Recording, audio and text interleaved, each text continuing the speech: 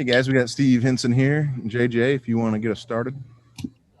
Steve, you guys got the big win tonight. Did you see everything you wanted to see out of your team tonight? Yeah, I thought our guys handled it pretty well. I think we got basically what we'd hoped to accomplish there. In terms of keys to the actual game, we talked about valuing the basketball, assisted field goals, dominate the glass, and we certainly did that. And then we just kept talking about respecting the game, respect your opponent, make sure we're playing the right way.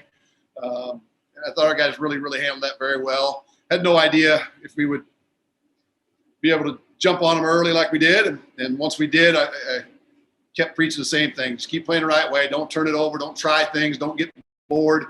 They started out in zone, and we just wanted to run our stationary, our spots there. We didn't need to run any special plays. It's just don't get bored making the right play. Make the good play over and over and over.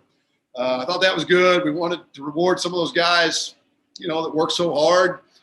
We got some quality minutes for Lockie. We got some minutes for everybody, really. So there was a lot of positives. Adrian was another important side note to this game. We needed to get him some good game minutes to see how he was feeling with that knee. And he took his brace off and played without the brace and said he felt pretty good. So all in all, I think it was pretty successful.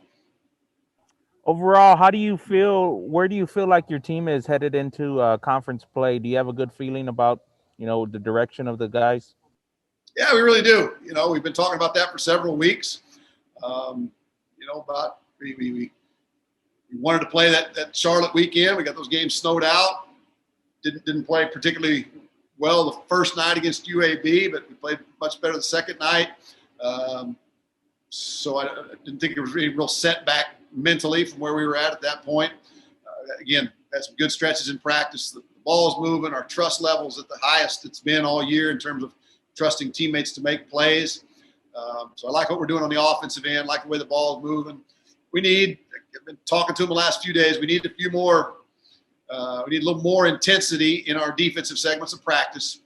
We're doing the right things. We're talking, but just need a little more edge to it.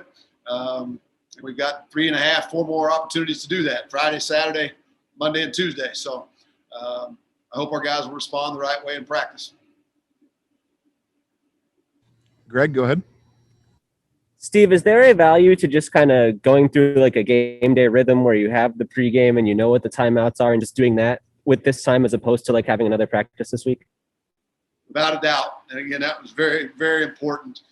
We had a shoot around today. We had a quick film session.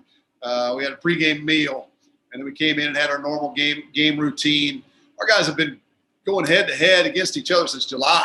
I mean, for us, if we had not been able to schedule a game, we would have had 2 games in a 24-day span heading into the conference tournament, the 2 UAB games. And that's pretty tough. So this really, we didn't feel like we were going to be able to have 8 real knockdown, drag-out practices between UAB and the conference tournament, taking a couple of days off there.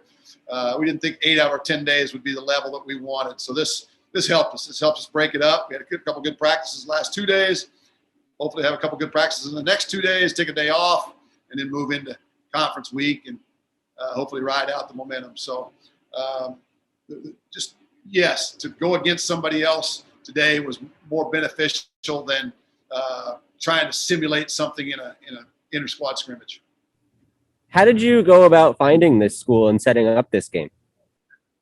Well, we had, we tried to get one a week ago, between the cancellation and UAB, and we were real close with the school, a couple schools actually, and just the testing protocol, schedule fell through and we couldn't pull it off. We just couldn't get it done in time, all the logistics that were involved. So as soon as that fell through, we started looking ahead a little bit. Coach Hood just worked on it like crazy. He reached out to so many schools, Division IIs, NAIAs, just everybody that we could think of.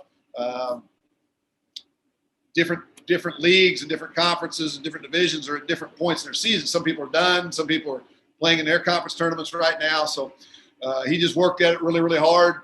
Got a hold of these guys. They had a real good handle on their testing, what they needed to do. And to be honest, that was one of the most important parts. That and the fact that we have however many different spring sports here at UTSA trying to play games and have competitions right now. So we identified the date that was going to work best for all of our staff, administrative staff. Today was the date that put the least amount of pressure on them, and we were able to get the testing done. So a lot of effort on a lot of people's part, administration and Coach Hood making all the phone calls. Do you have like a roundabout guess about how many different schools you guys reached out to trying to get a game? I don't. At one point, I know I was asking him about, this might have been 4 or 5 days ago or a week ago before we got things more solidified. He said he had, I think, 12 no's that night, from schools. And again, we thought we had some other people lined up, and it just didn't work out. I would guess he reached out to somewhere in the neighborhood of 20 different programs or more. Steven, go ahead. Coach, you guys had a big night from both A-Rod and Bowfinger. What does it do for you guys going into the tournament knowing that they can kind of step up if they need to?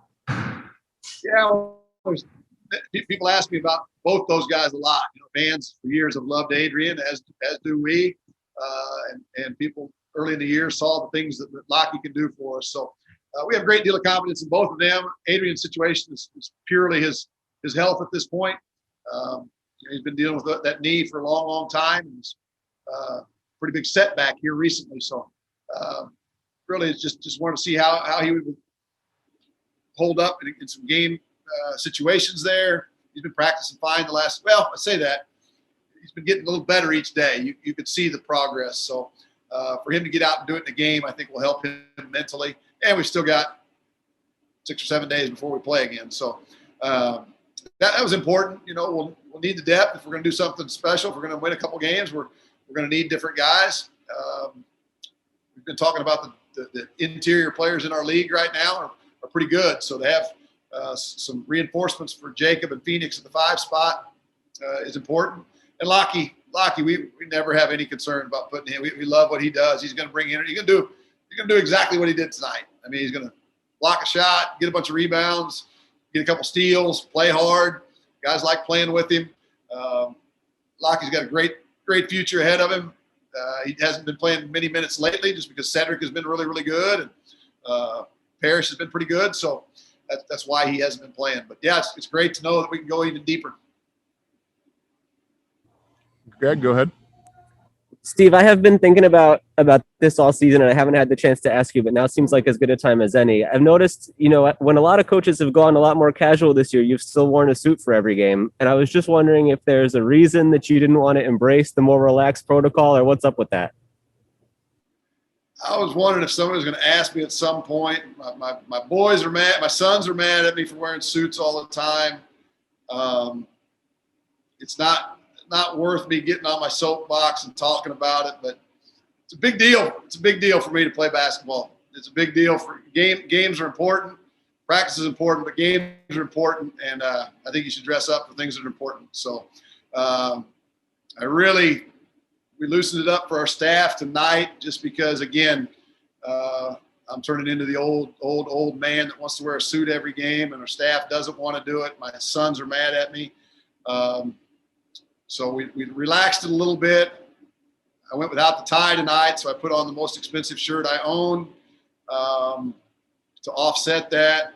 But I don't like it. I think you should dress up for things that are important. I think you should dress up when you go to church. I think you should put pants on when you get on an airplane. So I think the guys that play golf on the PGA Tour should wear collared shirts, and they don't even do that anymore. So that's my take. Was that a conversation with the staff where they wanted to do something different and you were kind of pushing them into this direction?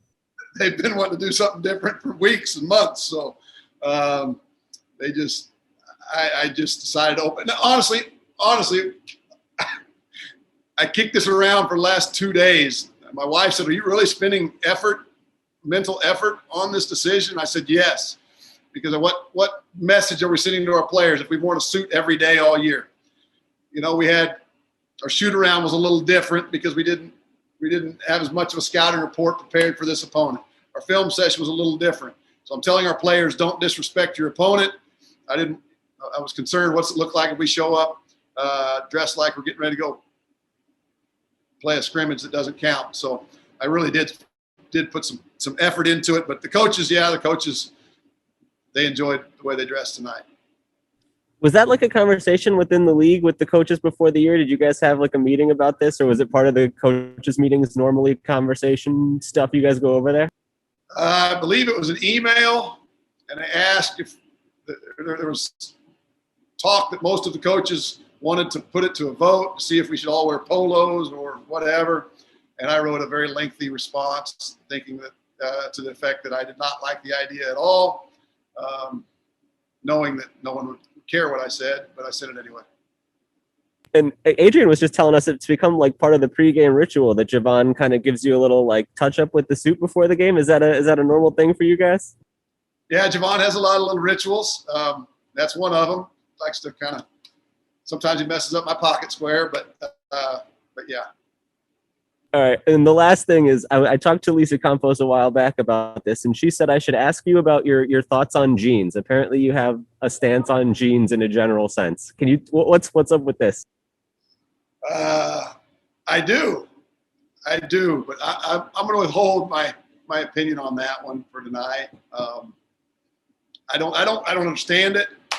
I don't understand jeans. I'm confused by blue jeans. Yeah. They're not comfortable.